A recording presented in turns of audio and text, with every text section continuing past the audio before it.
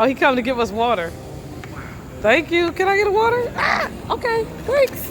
This little guy serving water was just one of the cool things I saw during the grand opening of Magnet Cleveland. If you've been driving by this project on East 63rd and Chester and has witnessed the progress of the old Margaret Island School, it's finally open and this building looks amazing.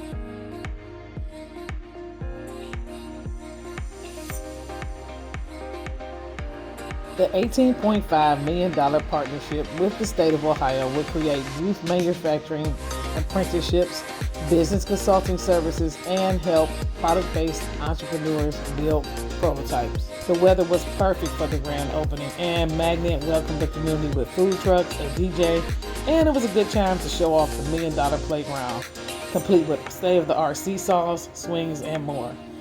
Hey, I worked at this school about 20 years ago, and besides the address, the total renovation was impossible to recall anything about the old school.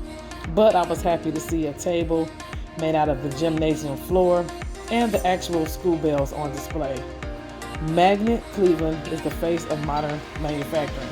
With state-of-the-art classrooms, a cafeteria, and machinery, this facility helps manufacturers in Northeast Ohio grow their businesses and workforce.